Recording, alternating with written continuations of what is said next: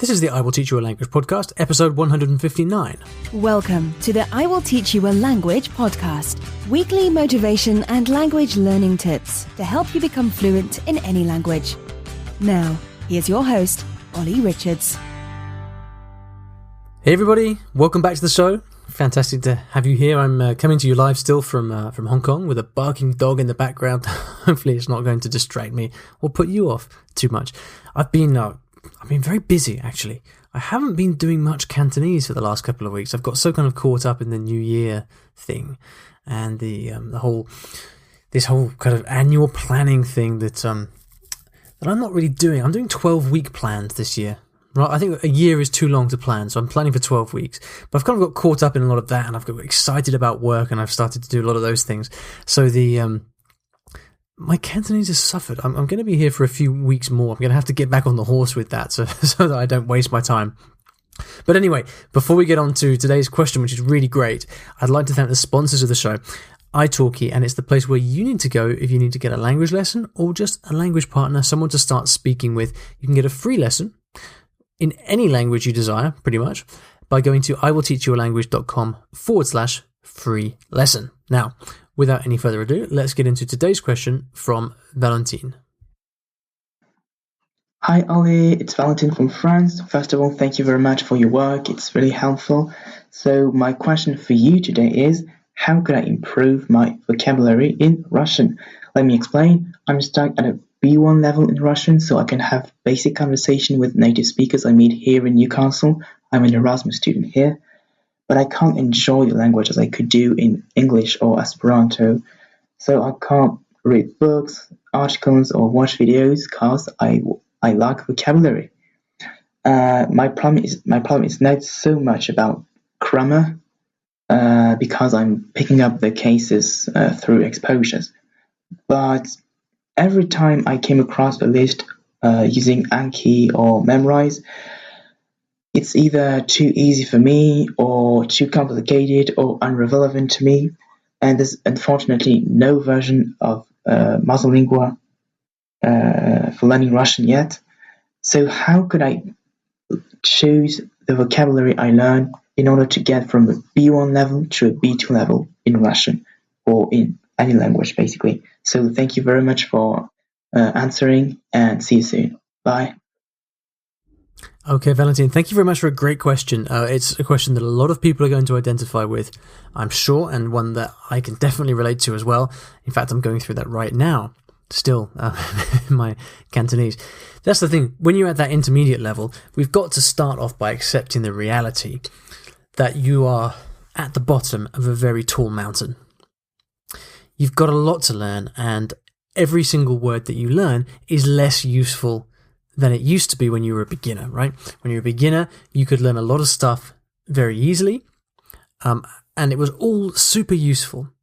But when you're at the intermediate stage, what happens is that you've still got as many words to learn as you did before, but they're less frequent, less useful, and just tend to deal in more kind of finer shades of meaning, which means that not only do you have a lot to learn, but it's hard to stay motivated, and you start to get these feelings of frustration because you want to improve, you want to be able to speak more fluently, but it's always the vocabulary that holds you back. And you kind of mentioned that because you said that grammar's not so much of a problem, which interestingly, not a lot of people would say with Russian, but that's great that you seem to have a handle on it.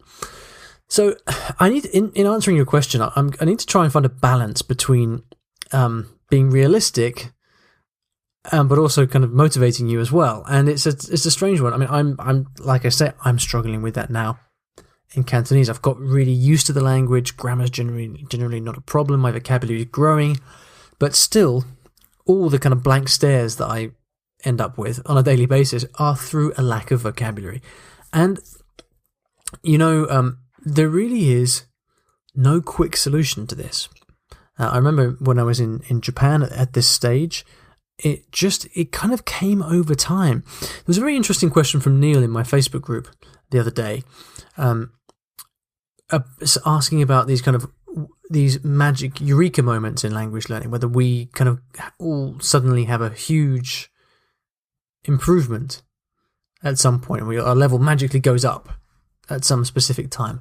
I've never found that, you see. I find languages to be one very long, slow, gradual improvement. And it's the same with vocabulary. The really important thing right now is that you don't look for a quick fix, but you just keep doing the basics and you keep getting the basics right day after day.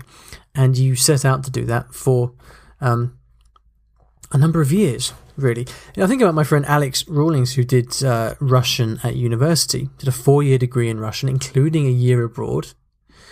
And, that's learning Russian full-time for 4 years, including spending time in Russia. And, by the time he finished his degree, he spoke absolutely amazing Russian, sure. But when you think about it in those terms, you realize just how much he had to work at it.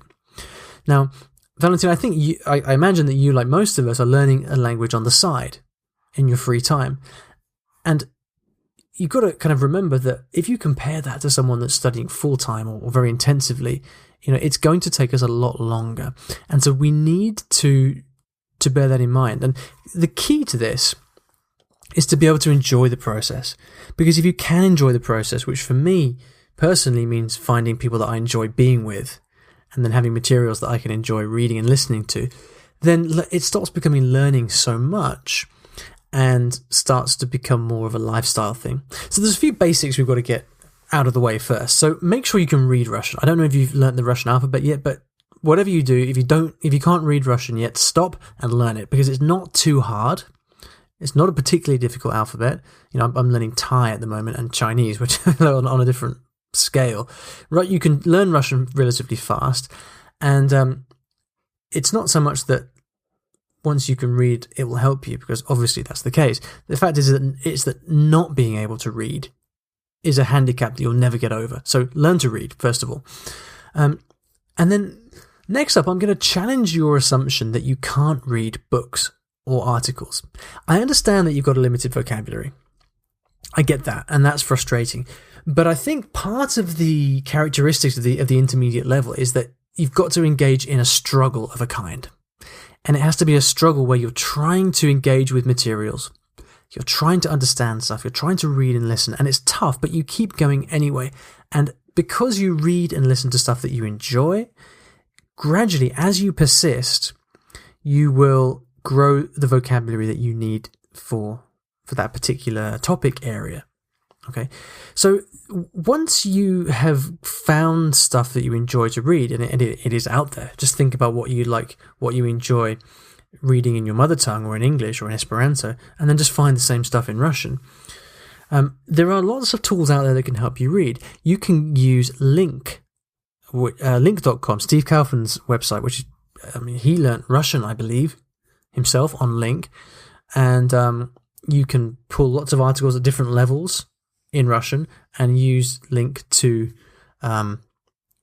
read it and to store your vocabulary that way. You can use ReadLang.com, which is a wonder. Lots of people love this tool where you can just pull stuff from the internet and articles from blogs or whatever. You hover your cursor over the word and it pops up with a translation automatically, which you can then add to a list. Super useful. And both of these tools will help you read anything you want on the internet that's in Russian. Yeah, it's going to be tough. And you may or may not have the patience or the grit or the determination to do that. But that's, for me, even though it's hard at this stage for you, it's ultimately the way forward, and it's the thing that's going to get you the most progress.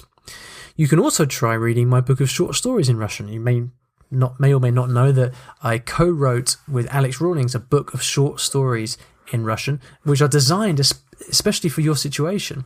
They are labeled as short stories for beginners, but actually they are accessible for people anywhere from beginner up to kind of A2, even B1 might still enjoy them kind of level.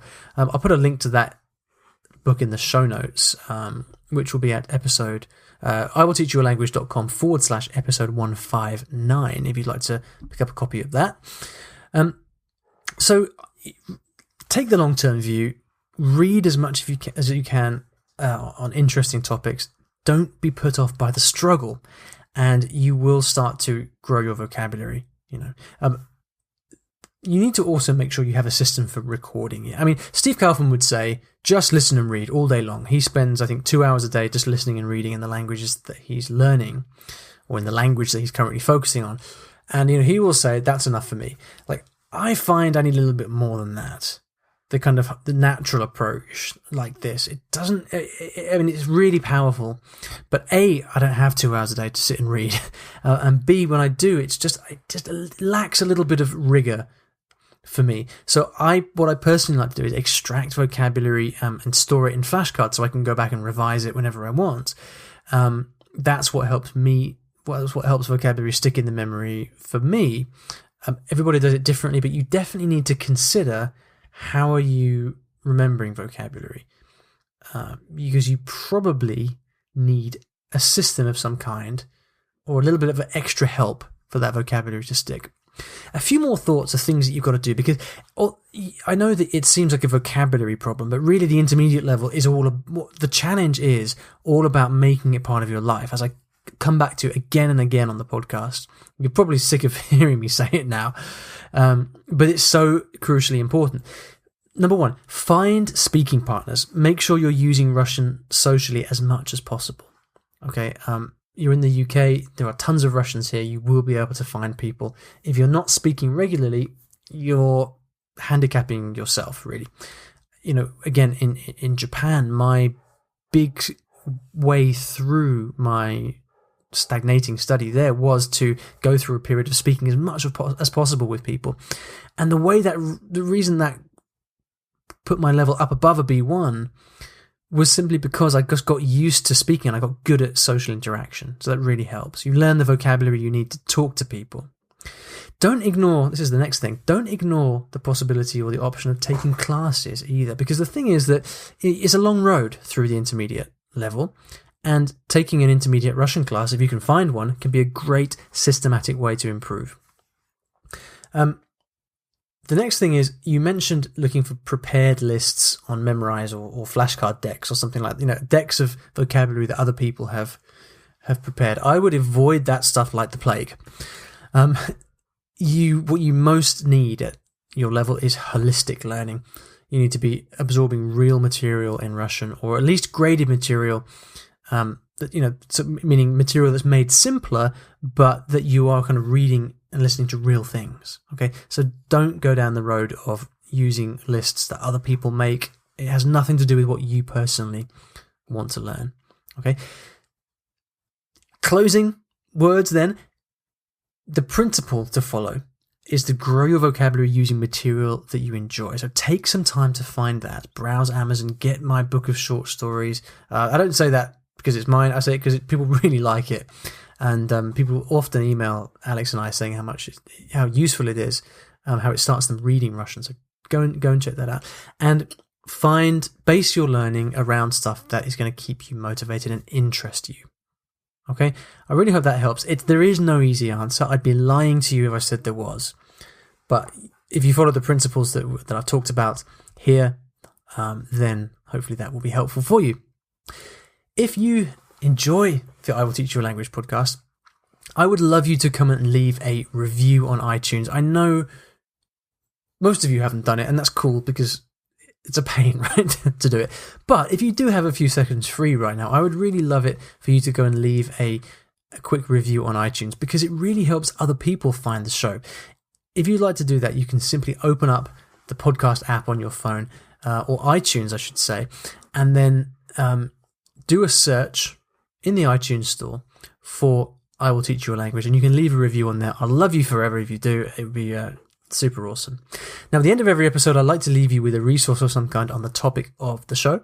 And here today, we're talking about this level, right? It's how do you break through? And I've talked about how, reading is super important, but you've got to find material to read that is helpful, useful, interesting, and not too high above your level.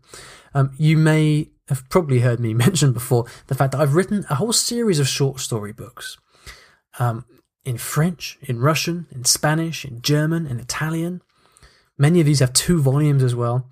And if you are looking for some interesting reading material, you're going to love these books. We've got some books at a beginner level, also at intermediate level. And so there's something there for you. And they're short stories, which means they don't take too long to get through.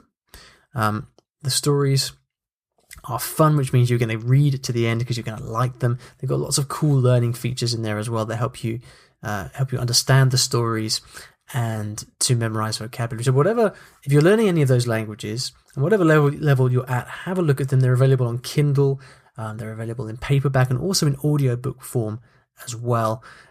If you'd like to have a look at those books and pick up a copy, you can go to iwillteachyoualanguage.com/Amazon, like the store, right? iwillteachyoualanguage.com/Amazon.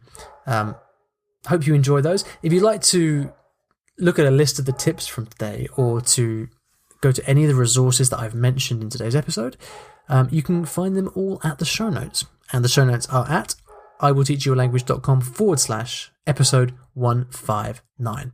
Thank you very much for listening. Hope you enjoyed it, and I'll see you back in the next episode of the podcast.